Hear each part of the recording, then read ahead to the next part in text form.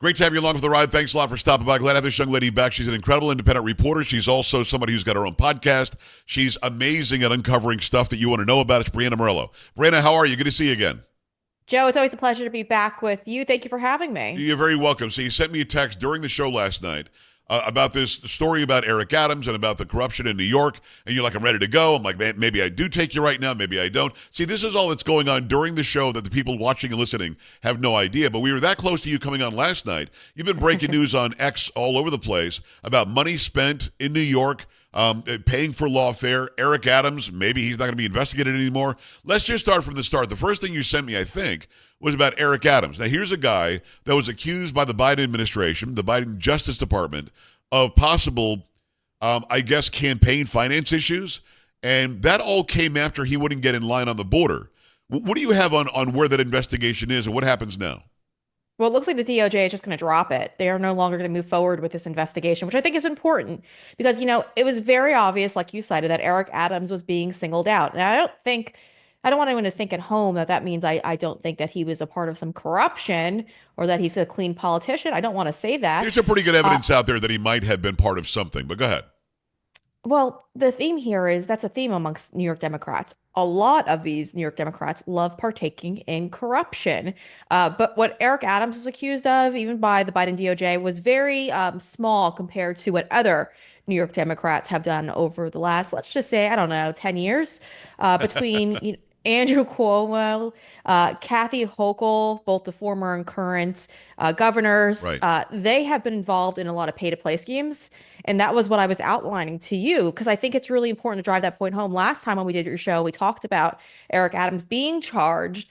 We talked about, I did, about how there were so many bigger issues in New York to go after in regards to corruption that Right. I think it was pretty obvious that they were singling Eric Adams out because it's number one, they have something on all New York Democrats, but number two, it sends a message. The message being, you better stay in line. If you don't, we're going to go after you. And I think that's what they were doing when they went after Eric Adams and all of, he had a couple of aides that actually were charged as well alongside him. So we don't know where those are going, those charges right now.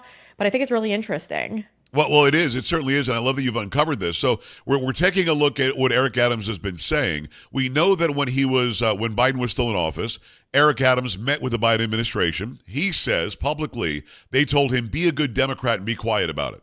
And he wouldn't be quiet about the border. It was costing him billions of dollars. Then he dared go to the border, and I think Greg Abbott, our governor here in Texas, went with him, and that absolutely got him in trouble. Suddenly there are charges about campaign finance issues.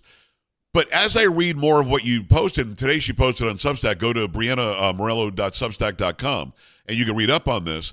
As I read what you're posting, it seems to me that if there's a universe of corruption in New York right now, the allegation is it revolves around Letitia James. Yeah, so my outline, and this has to do with Steve Bannon, who earlier today decided to call for people like Letitia James and Alvin Bragg, the Manhattan prosecutor, to be investigated. Now, New York Democrats they act like a pack, and by Right. that I mean that they're all united, that they all stay together, they stick together, and I believe that they're all corrupt. So I've outlined a ton, and this is like a half a dozen at this point of pay to play schemes that they've participated in. I mean, one even went to their actual political party. In 2018, the Hospital Association made a significant contribution. They actually donated $1 million to New York Democrats. And then literally weeks later, New York Democrats, because they run all three branches of government in New York, Right. responded by giving Medicaid reimbursement rates an increase. So that meant an extra $140 million went to all of these hospitals and went to all of these groups who charge through Medicaid. So um, that's a big deal. And that was the New York Democratic Party. Now they've all benefited off that. They've all pulled in the money. So if you're going to follow the money, that's where you'd start. I believe that happened in 2018. And then it goes down. Kathy Hochul also doing this multiple times as well. These pay to play schemes allegedly. Andrew Cuomo. I detail all of that in the Substack piece. But there's so much here.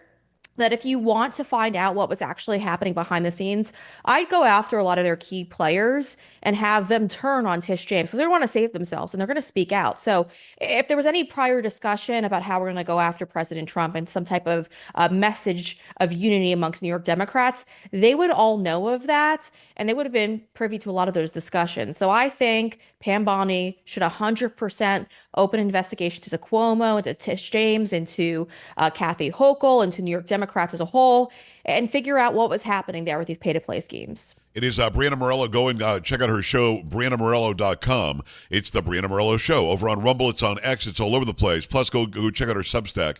Again, her first and last, it is your first and last name at Substack.com, right? Yep, you got it right. Okay, go there and check it out. So let's talk about, because I'm hearing you, and you're so good at circling around it. You're not accusing, but let me accuse a little bit. Eric Adams was in hot water with the Democrats. Eric Adams in hot water with the Biden administration. Eric Adams had an investigation that was going on at the DOJ that's now halted or paused. And now we have Steve Bannon, coincidentally, almost on the same day, maybe the day after, saying everything revolves around Letitia James. Pam Bondi should open up an investigation into her, Alvin Bragg, the Southern District, the whole deal. Or the Manhattan, I should say, the Manhattan office of the DA, the whole deal. And Eric Adams kind of just is in the middle. So can we connect them? Maybe you can't. Can we connect the idea that Eric Adams no longer has an investigation? Bannon's calling for an investigation of Letitia James and Alvin Bragg and everybody else, maybe Kathy Hochul as well. And Eric Adams might be available to talk. I don't know. Maybe he's got some info. What do you think? Yeah, I think it's a logical idea because again, he would have been involved in these discussions. They would have made plans with him because he was the New York City mayor at the time of all of this going down. So he probably heard some things that he'd like to talk about. Yeah. And I also don't want to leave Andrew Cuomo out of all of this. Andrew Cuomo was thrown under the bus by New York Democrats when they unearthed, and I'd say that sarcastically because they've always known that he was a creep sexually harassing Right. women. So when they decided to use that to go after him and to push him out of the office, they did just that. But the reality of it is Andrew Cuomo intentionally put COVID positive patients in nursing homes. And it wasn't just him, it was other Democratic governors. So why did they do that? Well, you have to think President Trump was in the White House at the time. Maybe they wanted to make him look bad by boosting those COVID deaths. Maybe he has some insight on that. Maybe he was told to do something in regards to that and then was told that he'd be protected. I don't know. But again, it's not coincidental. I don't believe in coincidences anymore. A lot of this stuff is Yeah. happening right in front of your face. We keep learning. It's happening for a reason. What is the Steve Bannon deal? He was facing how much time in prison? What was the actual charge? Yeah, so he was facing years in prison. They were trying to go after him by claiming that he defrauded donors in regards to the There's the whole rebuild border the wall wall. thing, right? Yes, but the reality of it is it was completely blown up by obviously Tish James. I mean, they just wanted to nail this guy for anything, and Alvin Bragg hates his guts too. So that's what they did with all of this. Now, obviously, Steve Bannon doing nothing wrong. He actually didn't even pocket any of the money. From people that I've spoken to, they just said that they were shifting money around for those who were helping out behind the scenes. That they would get paid properly for their time because they were working Right. really aggressively to make sure that this happened. And there might have been a clerical error, but it had nothing to do with them stealing money from any donors. The reality is New York had to make an argument. That argument being that there was New York donors that were defrauded, and the reality is there was no New York donors that were defrauded. So they were Wow. unable to prove their case, forced them to kind of take a plea agreement with Steve Bannon, which obviously they wouldn't have done under normal circumstances because they hate his guts. Right. And that's what you see playing out now. So it's interesting to see play out. I am so thrilled for him because he is just the victim of lawfare in all of this, and he does deserve to never see a prison cell again in his life. I mean, the guy was held for contempt, which is unheard of, It and is. so for this to happen again, I couldn't imagine the stress this had on his life. So we're thankful that he's going to be okay. So he walked out today, and I played this audio and video before you came on today. He walks out today, and no fine, no charge, no punishment, no anything. It's a plea deal that's going to go away. And he immediately goes to a microphone and talks for about 3 or 4 minutes about how it's time now to go after these people because these people have been doing this for far too long. What is your take on what Letitia James has been saying since Trump has been in office? She's like almost crying foul when there's no foul yet. She like hit a microphone and a camera couple of weeks ago and said something about how we're not going to let him get away with this, not going to let him get away with that. What is she talking about? Do you know? She's an evil, miserable woman. So understand that's how she sees the Okay. world from that perspective. She ran on the campaign promise that she was going to go after President Trump. She's collected thousands and thousands of dollars by people who hate President Trump and know that she's going to, just be a pain in his behind. And so she's continued to do just that. I mean, everything this guy does, she files a lawsuit for. She doesn't care. She keeps filing lawsuits. And I think Republicans should do that too. But that's a whole nother story. The reality of it is this woman is miserable. She wants to crush President Trump and she's failed. She continues to fail. And so she's getting angrier and angrier and she's looking to take down anyone that she can. I mean, going after Steve Bannon, I think was kind of a hopeful way of them saying, well, maybe get Steve to flip and to go after his former boss. And the reality of it is Steve Bannon's not going to flip. He loves President Trump. He loves his country, and they didn't witness any crimes. So why would they do so? But Right. again, I mean, their case in Manhattan fell apart. Their cases continue to fall apart. President Trump saying he's not going to pay out that lawsuit that happened in New York City, that settlement that or that ruling that they made It's against going to be him. overturned anyway. That could be overturned in the appellate division. There's no way that stands. In fact, I think Letitia James's office and her associate prosecutors were all begging to not be sanctioned over it. That's going to go away, isn't it? Yeah, one would think so. And I have sources within the Manhattan DA's office, by the way, Joe, and they've told me repeatedly that resources from critical cases like violent crimes were pulled away to go after President Trump, and they were enraged. So this is a big issue. I mean, we need to Yeah. investigate all of these people because Alvin Bragg literally sent out emails shifting resources. I mean, I even read an email where after the verdict came in, where he's found guilty, he thanked everyone and then kind of like hinted at the idea that resources are going to go back to normal now that they've gotten their conviction.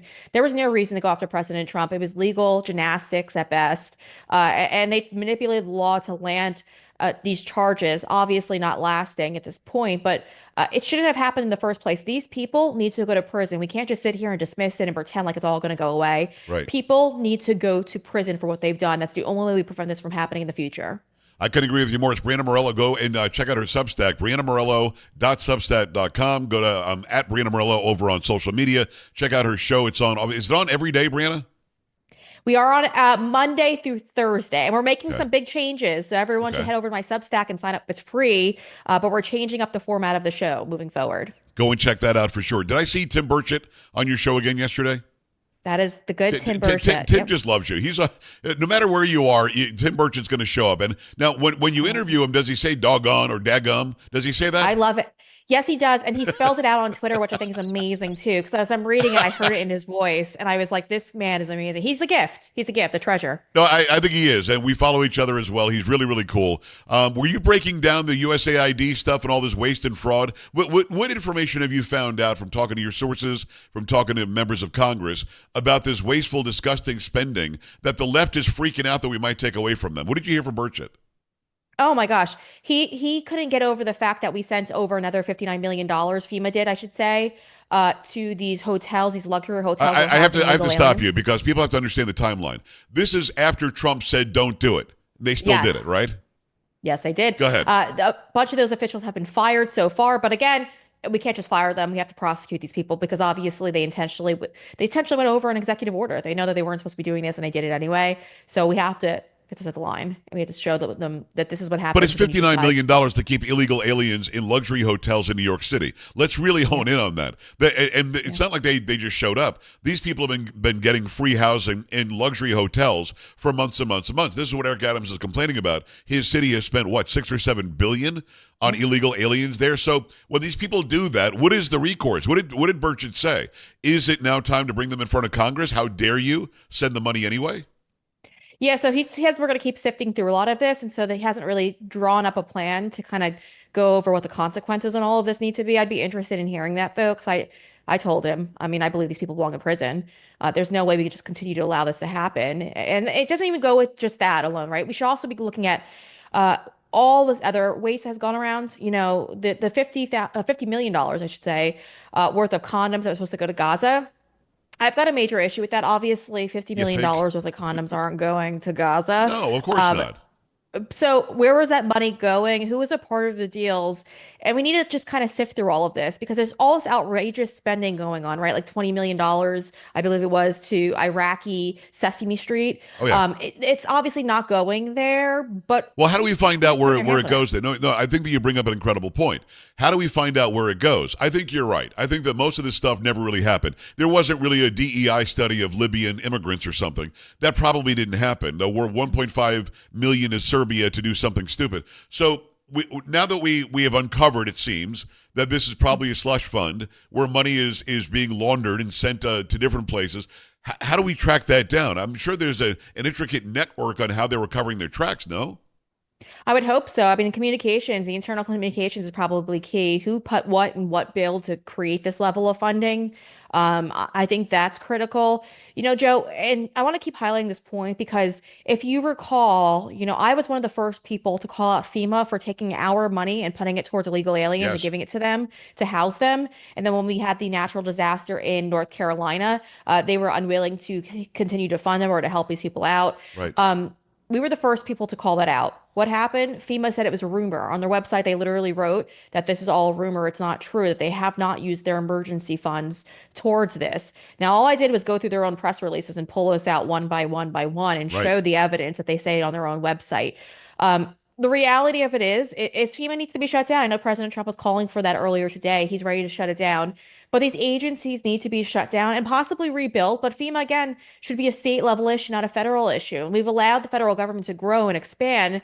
It's time to crunch it down. We don't need all these agencies. The states should be able to handle their own issues. And if they do need help from the federal government, maybe Congress steps in with funding.